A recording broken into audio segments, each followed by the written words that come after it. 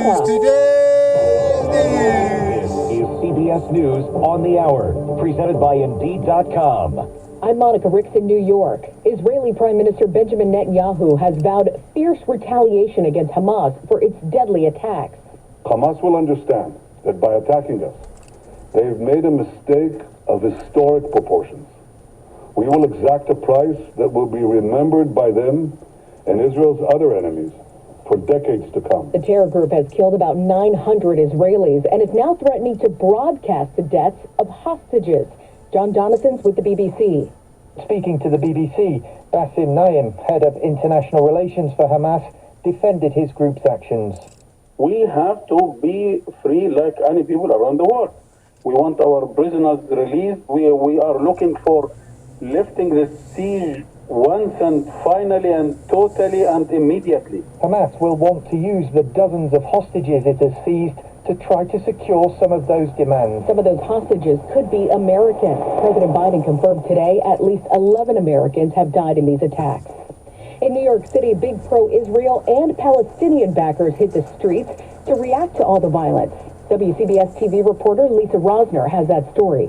How many of you have a friend or loved one in Israel right now? Blue and white flags were met with red, black, and green ones, people supporting Palestine.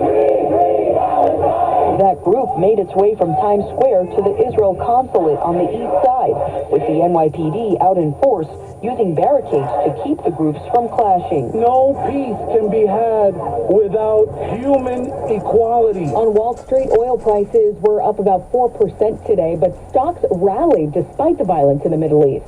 The Dow added about 200 points.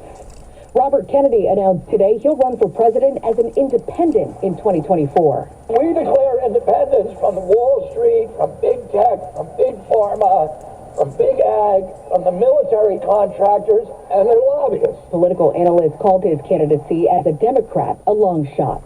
Workers with the nation's biggest truck makers walked off the job today.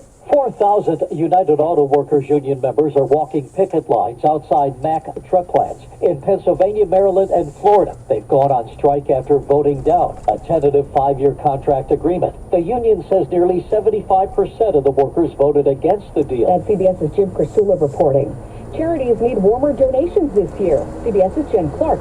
With poverty on the rise, nonprofits are asking people to donate a specific item, winter coats, for kids and adults. Charities are also taking blankets. This is CBS News. Well, that's today's news. I didn't hear any good news, did you? I didn't think so. I guess it's all about perspective. The glass is half full.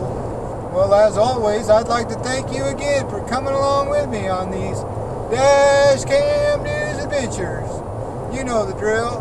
Peace, love, and all that hippie jazz. Bye-bye, everybody. It's 70 degrees outside.